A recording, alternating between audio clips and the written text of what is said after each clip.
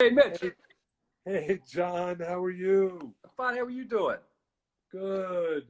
We're This too is old for this. really, what's that? We're too old for this crap. I know. This is new for me. I've never done this before, but I want to welcome you. And you're right, we are too old. And I owe you a belated happy birthday because what you don't remember probably, but I know intimately, is you and I were born on the exact same day. Yes, I remember that. I always remember that when I think about you. February the 8th, 1955. So we're both still very young. And We are indeed. 2 months ago, we got our brand new Medicare cards. Aren't we? Are we proud? We really are. United Healthcare, who did you use? I don't even know. I think Anthem, Blue Cross Blue Shield, something. I don't know. I haven't been sick, thankfully, since then, so I haven't used it. Oh, okay, good. And I was gonna ask you, how are you in the middle of all this crazy pandemic stuff? You and your family are fine, I hope. We are fine. We live in Central Virginia. We live on a farm way out in the country, so we're sort of quarantined by nature, and we've taken it very serious. This is a university town, so people here got behind it early on. We have not been hit hard yet. We have some really good hospitals, great doctors and nurses, and so far we have just not seen a lot of cases, but we're still very, very protective and worried like everybody else. Yeah, well, that's how we are in South Florida. We're in the middle of tourism land, and so many people came to the beaches right Right. before, and we're still seeing some climb on some of our cases.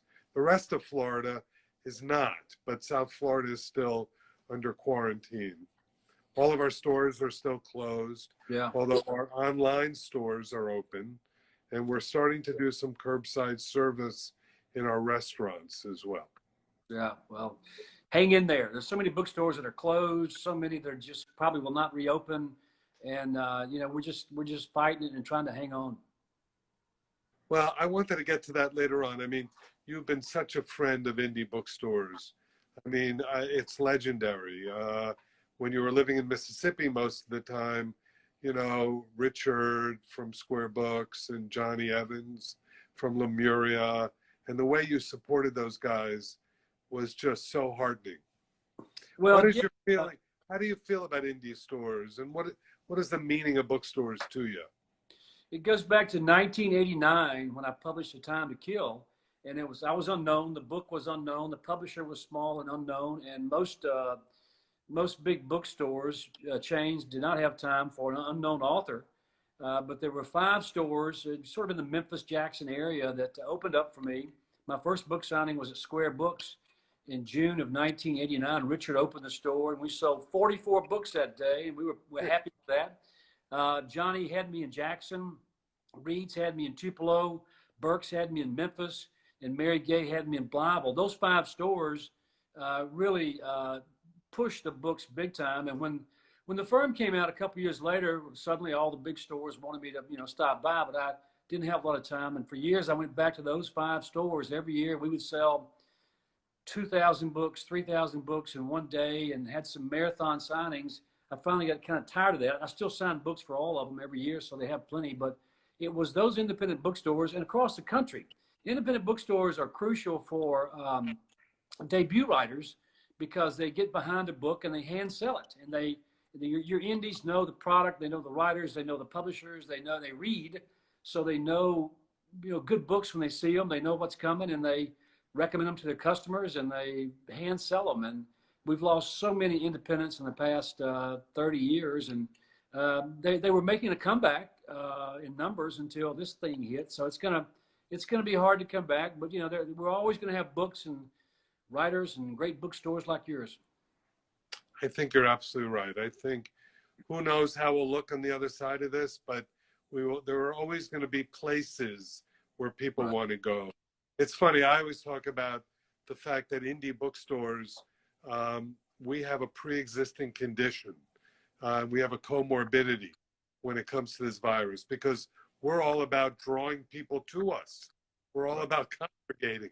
We're all about having people in for author events and discussions and all of that. And that's exactly what this virus thrives on. Yeah. So it's making us it's it's in 24 hours it turned us all into virtual booksellers. So we're doing stuff like this. Yeah, and we hope, Mitch, that because of the isolation, because of the distancing, because of all the stuff that we're going through, that people will read and need books and still support the bookstores, buy more, read more. You know, we hope that's going to happen. Selfishly, sure, but I think people are buying a lot of books these days because they have more time to read. I'm certainly reading a whole lot more. I'm writing a whole lot more. I'm not sure that's good, but you know, it's kind of turned us inside to in the house to spend more time reading. I think it's actually true, and I think all the numbers bear that out. I mean, you know, every indie that I know is selling so much more online than Yeah. they ever did, and they're supporting. You know, you know, sometimes you don't know what you have until it's gone, and Yep. I think that's the case here as well. You've also been one of the great supporters of other writers too. I remember when we invited you last year, I guess. God, it seems like forever. Maybe it was 2 years ago at the Miami Book Fair, and you came, but you brought along your two friends, David Grand. You remember? Yeah. And it was David Grand Winston, and Hampton Sides. Hampton Sides was there as well. The three of you had a great, great time. Yeah. A couple of other Doubleday writers, nonfiction guys who I love their books, and we had a wonderful time in Miami, and we're going to come back maybe this November if we get to come back. Who knows what's going to happen? But I was supposed to be in your store 2 weeks ago for CAMINO, for a big book signing and a big book party. And when I started touring 3 years ago with CAMINO Island, I did not tour for many years, and I went to 25 or 28 bookstores around the country. And wherever I would go, I would always try to get a local writer or two to come to the store. I would sign books, and we would, you know, have a good time. Then we would have a program that we recorded on a podcast to have forever, and we had a wonderful time talking to other writers, the booksellers, and you know, we have a big crowd. The fans were there. The people in the bookstores, the buyers and readers really enjoyed it, and I had a wonderful time. I mean, in the past 3 years, I've been able to meet people like John Irving in Toronto, Ian McEwan in New York, David Grand. I got really lucky in Louisville and met. I keep drawing a blank with these names. She wrote these. She wrote the A through C murder mystery series. Sue Grafton. Sue Grafton. And we had a wonderful visit with Sue. We didn't know how sick she was, but she passed away a couple of weeks later. And I thought, well, you know, if I hadn't made the effort to go there, I would never have got to meet her. So it's I've got a list: James Lee Burke and people like that I want to get around and see. Larry McMurtry and John le Carré in London, and I plan to do it a lot more in the years to come. Oh, you're in for a treat. You will love that. I mean, one of the things that was my thrill as an English major and someone who loved books, and as you say, we're the same. As I said, we're the same age. Is just being able to meet people like you. So Yeah. just the way you're going to meet these other writers, the fact that we got to spend some time in Miami together. I think we went to Joe's and had some stone crabs, if I remember. That was a highlight. There's no way you would. But I remember A Time to Kill. I was at a Seba convention, and it was either in Nashville. I don't know where. Do you remember where your first Seba convention was? Was it Nashville or Atlanta? I'm not sure. I had two. I had one in Nashville and one in Orlando. Well, I think that was with the firm. A Time to Kill was, I think, was in Nashville. A long time ago. I think it was with Nashville, and it was with your publisher, and you were at your table with that book. I think that the first printing was about 5,000 copies or something. And I remember you and I had a fairly long conversation because I had just left law school. I had quit law school to open up a bookshop. And you were talking about how you were still practicing law, right? If I'm not mistaken. Yes. Talk about how did Time to Kill come about? A lot of people might not know. Well, I had never written anything before. It was 1985, and I was 30 years old, and I had never studied writing. I'd never dreamed of being a writer. It just, I was going to be a lawyer or a judge. And I was inspired by a courtroom drama, a live courtroom drama, to create this fictional story set in a small town in Mississippi, as played out through the eyes of an idealistic young attorney, very much like myself, who was struggling to survive in a small town with too many lawyers. And I just started writing the story, and it took 3 years of fairly hard work because I didn't know what I was doing. And my wife was a real supporter. She liked the story. I finally got the book written after 3 years and went about the process of trying to get it published, which was typical submission, rejection, back and forth to New York, long before the internet. And this is 1987 by now, 88, I guess. And finally found an agent who liked the book, and he found a publisher that nobody ever heard of. And so they published the book in June of 89. 5,000 hardback copies, and they never went back for them. It was a total flop. They never went back for more. There was no paperback initially, no foreign rights, and the book just kind of languished and died a slow death. And I was disappointed. At the same time, I was got in a habit of writing every day, and I had another story I thought was far more commercial and accessible and popular, and I was writing it. That was The Firm, and The Firm came out in March of 1991, almost 30 years ago, and everything changed overnight. Is it 300 million John Grisham books are in print? That's pretty amazing, huh? I don't know who counts those. I've never met the person. I've never met the person who counts those. I keep seeing that number. I'm not sure how accurate it is. It sounds good, but nobody really knows how many copies we sell in South Korea or Thailand. Right. We don't really know. No, it's in like 42 languages now as well. It's pretty amazing. Really, really remarkable. I have to tell you that as a bookseller, I really loved CAMINO Island. And you delved right in.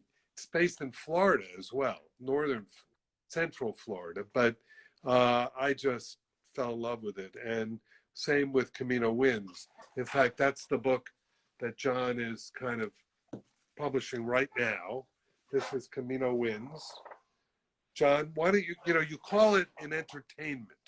Tell me what you mean by that, and tell me why you decided to go this route. Because the two books before that, I'm not talking about Rooster Bar, but the other two had to do a little bit more with social justice and some of the issues that concern you. So are the CAMINO books a kind of Tupperware release for you, sort of?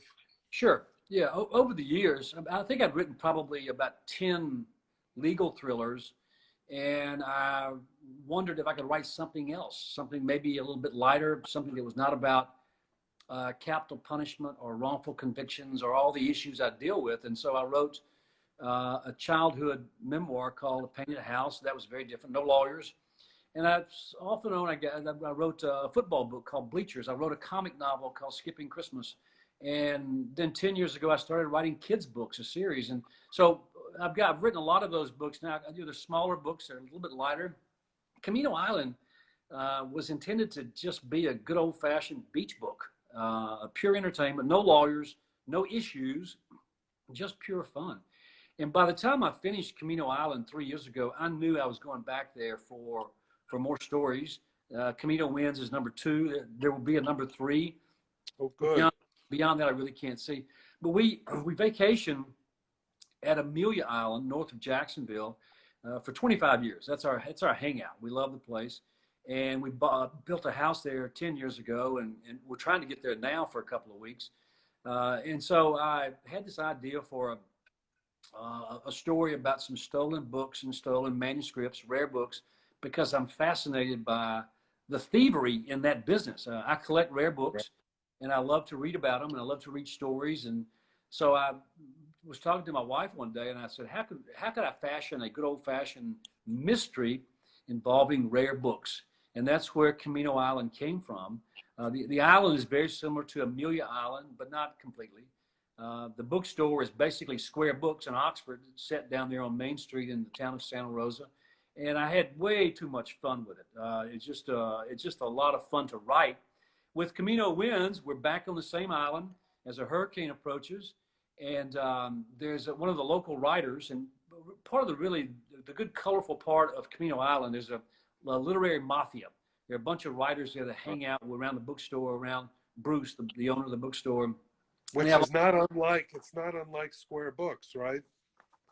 Oh, Mitch, when we moved to Oxford in 1990, Square Books was thriving, and Willie Morris was the writer in residence at Ole Miss. Barry Hannah was teaching at Ole Miss. Larry Brown had just broken out, and that's where I was hanging out most of the time at Square Books. And Richard back then, and still now, is on the national circuit. So all the writers come through Oxford. And I met dozens of writers, hang out, ate with them, drank with them, signed books with them. It was a great literary atmosphere in the early 1990s, and still is. But I'm gone, and all those, my friends are all dead now. But there's still there's even more writers in Oxford today than ever before. So it's a real literary community. And I love that feel of Camino Island, the writers get together. So during the hurricane and Camino Winds, one of them is murdered in such a way by a professional that at first they don't realize he's been murdered. And the police are too busy dealing with the aftermath of the hurricane. And so they don't really have time to investigate his murder. He's a friend of Bruce's. So Bruce and some buddies take off like the Hardy Boys to solve this murder mystery. And it's a murder mystery. It's great. I don't want to talk about it because I don't want to put any spoilers in there, but everyone should run out and get it. In fact, we're going to have, John has signed some book plates. And if I was told by my social media people, and I don't know how this works, but if you go to our Books and Books heading and you click on that, there's a way for you to buy the book, Okay. even today through Instagram Live. And we'll make sure that we include one of John's signatures on that as well. So that's great. I loved also the last, I loved The Guardians that you just wrote. Right. I thought that was tremendous, really tremendous. But then I also loved The Reckoning. I thought The Reckoning was so different for you. Did you feel when you were writing it that it was a different kind of book as well? Oh, sure. It's the only book I've written, Mitch, that took place before I was born. So we were born, as we know, in 1955.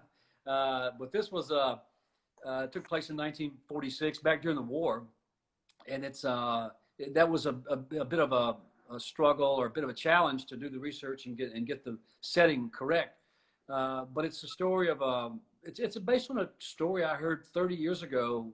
Someone told, and I overheard the story about a small town in Mississippi where one prominent man killed another and would never say why. He took the secret to his grave. He was executed, and he never told anybody why he did it. It's a long story, but they hung him for it in 1930 something. It's supposed to be a true story. I've not verified it. I've not found anybody. I can't remember who told the story, but I've always remembered that. And so that's what the book is about, and the mystery of why this one prominent man killed another one. And my challenge with The Reckoning was to take the reader all the way down to the last page before the reader knows why. And it was a challenge, but it was also you succeeded. It was riveting. I read it in 1 or 2 sittings. Well, it was really. And then the Guardians, which is dealing with wrongful convictions, and where did this sense of social justice? You grew up in the South. Right. You grew up in Mississippi. You actually, if I'm not mistaken, you were involved in politics there too. You ran for State House. Right. So where did this sense of social justice come from in you? Yeah, it's become more pronounced in the last, I think, 10 years. In 2006, I published a book called The Innocent Man, my only nonfiction book. And the research of that book took me into the world of wrongful convictions, and I realized how many innocent people are actually in prison, serving long sentences or even on death row for somebody else's crime. And that still bothers me today. And I've been on that bandwagon for a long time. I hope I don't overdo it, but every wrongful conviction story is a fantastic story to tell because of all the injustice, because of the human suffering, because of the waste of time and human life and money and all that. And, you know, so the stories fascinate me, and I still, you know, I correspond today with several people who are in prison who are innocent, and I try to be their friend, but it really bothers me. I'm on the board of the Innocence Project in New York, and active with the Innocence Project here in Virginia and Mississippi, and it's just a cause. It's just something I've really taken to in the past 15 years. So, and I also explore, you know, the death penalty and its problems, and mass incarceration, and sentencing disparities, and for-profit prisons. And there's so many problems, so many things wrong with our legal system that could be fixed if we had the will to do it, and we would save zillions of bucks and a lot of, you know, wasted human lives if we had the will to do it. And it's, as a lawyer, it's very frustrating still for me to see a problem in the system that's not fixed, and therefore it leads to a lot of injustice, and that still makes me angry. And the anger is a good thing. The anger causes books like The Guardians. The anger makes me want to write about that issue, always in the context of a popular novel, always in the context of entertainment, first and most important. But the best books are when I take an issue like one of those I just mentioned and sort of weave a thriller through it and entertain the reader, but get the pages turning.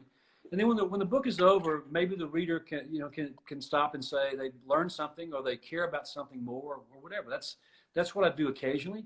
And then I'll write the pure entertainments like a sports book or a CAMINO book.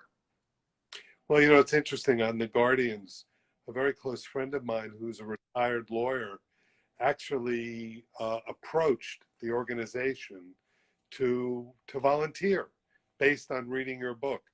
So it does have that effect. Yeah. And I think that's a wonderful way in. And having your voice out there, you know, as popular as it is, can effectuate change like nothing else, I believe. Yeah. You mentioned sports.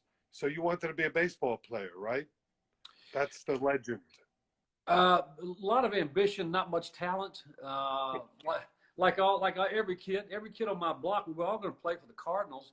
We used to get in fights about who was going to play what position for the Cardinals. We were 12 years old, and we knew every player. You know, I've always envied my big city friends. Now that I met them, you know, guys in Boston, New York, Baltimore, Washington, who grew up with the team.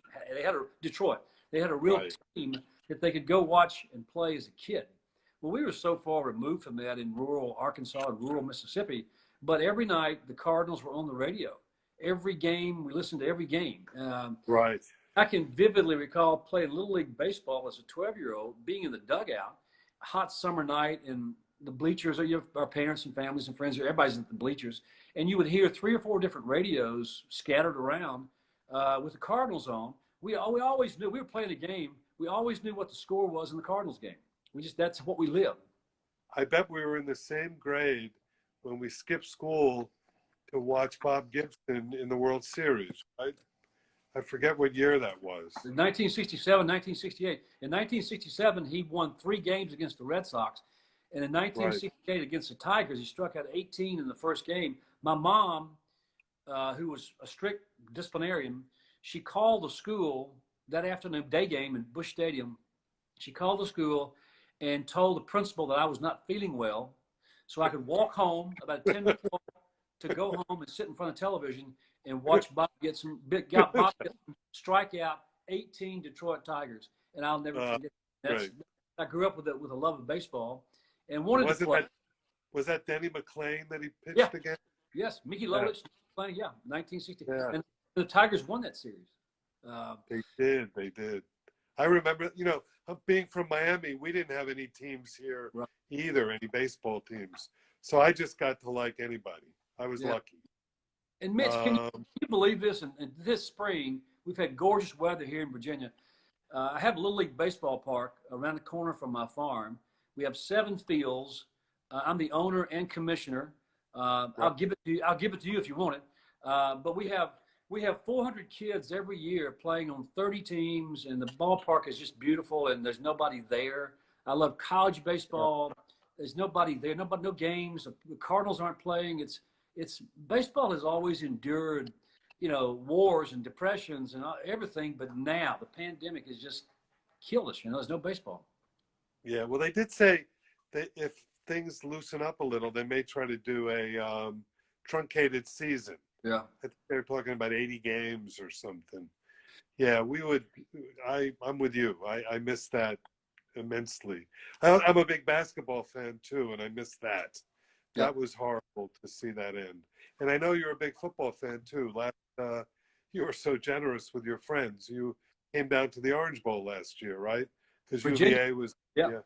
Virginia won And 9 games last year and won won their division in the ACC and qualified for the Orange Bowl. Played Florida in the Orange Bowl, and we took a bunch of guys down and stayed at South Beach. And you were kind enough to get us a table at Joe's Stone Crab again, and we had a great time there. And just loved the trip down. And it's January, it's warm down there and cold here, and we had a grand time. So talk a little bit about, how did you conceive? I know you're from Mississippi, so it might have been a little Faulkner-esque, but where did Ford County come from? The whole idea of Ford County.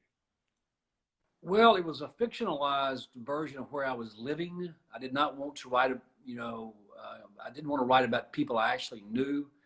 And I had to set the book somewhere. I knew it would be rural Mississippi. Rural, but we were only 15 miles south of Memphis, so we were not that far out. And it was my courthouse that I described because that's where I worked almost every day as a young lawyer, trying to be in the courtroom every day. And I knew the clerks and the policemen and the prosecutors, and that's where I'm from. And it's easy for me to write about that because of the culture, the food and customs, and the way people talk. And it's just that's where I would rather spend all my time as a writer. I'm writing a book now called A Time for Mercy. That's sort of a sequel to A Time to Kill. It's the same characters. It's Jake Brigance back in the courtroom, and I really enjoy that terrain, that turf. That's where I belong. Let's talk a little bit about, this has been a time of a lot of loss in publishing, particularly, and I think the last time we saw each other was at the memorial service for Sonny Maida. Talk a little bit about what he meant to you and what some of the publishing folks that you've dealt with over the years have meant to you as well. Well, I was not close to Sonny. Sonny sort of inherited me 5 or 6 years ago when they folded Doubleday into Knopf. And I'm still with Doubleday. I've been on Doubleday for 30 years. But I've been so blessed with the business to have the same team at Doubleday. My agent, David Gernert, has been my agent for 25 years. He was my editor at Doubleday in 1990 when he bought the firm. David bought the firm in January of 1990. We're the same age, and we're still together. And we talked this morning. I have a great team around me there. Suzanne Hers is the publisher. John Pitts does the marketing. Todd Dowdy does the publicity. John Fontana designs the jackets. I mean, that's the art director, and many more. And they've been there for years. Publishing for me is never something to worry about because I've got the best people to do it, and they have my best interest at heart. And I listen to them. I listen to them a lot. I think it's something that people don't realize, that this business that we're in, this literary business, it's really one gigantic family that everybody sort of cares about, looks after. Everybody feels like they're on a mission doing something more important than what it is we're doing. But ultimately it comes down to the book, and it comes down to, giving something that somebody wants to read. It's a very low-tech thing for us being in such a high-tech world right now. So what are you reading? What are you excited about now? I'm halfway through a great book, The Splendid and the Vile by Eric Larson, about the Battle of Britain and Churchill and Hitler. And it's I love reading about World War II. You saw that in The Reckoning, where I took off and went to the war in the Philippines for a third of the book. Let me see. What am I reading? I'm rereading Salaries the Bones by Jesmond Ward, won the National Book Award 10 years ago. I just finished Harlan Coben's latest book and enjoyed it. Finished James McBride's latest book, Deacon Kong Kong. James is a buddy and always fun to hang out with, and a very, very good writer. I finished John le Carré's last book. I read all of his books when they come out. He's one of my favorites. On the Nightstand is a book I'm eager to get to. It's called Hitler's First 100 Days. It's a story of when Hitler seized power in a very short period of time and became an absolute dictator. And he did so sort of with the approval of the German people. They bought in. And these people were not Nazis. They were not bad people, but Hitler just took over. And I haven't read the book yet, but I'm looking forward to reading that one. Scott Turow just came out last week with his latest. I get Scott's books as soon as they come out and read them. He's a friend, and I've always admired his writing. So I got a stack of books. I'm reading a lot. Well, this gives us the time to do it, just being all bottled up as we are. It's really interesting. I'm watching, you can't see it, but I'm watching all of these comments coming through. We have people from as far away as we had someone from Iran on here, someone from Uruguay, someone who said that they knew your mother and loved your mother. It's really interesting watching these comments come through on this. You are one of the greats, and someone that I am just so happy to have gotten to know over these last few years. I've always admired you greatly. The new book is Camino Wins. I'm going to hold it up if it's not backwards or whatever. And everyone's got to do themselves a gigantic favor by buying it and reading it and all of that. John, I could talk to you forever, but I assume you're off to another one of these events. But I thank you for this. It means a lot. You kept your word. You said you were coming down. Here you are. I'm going to be there in the flesh as soon as I can, and we'll have a big party and go back to Joe's Stone Crab and hang out on the beach and have some fun. Thank you, Mitch. Thank you, John. Be My safe pleasure. and be well. You be safe. Okay, take care.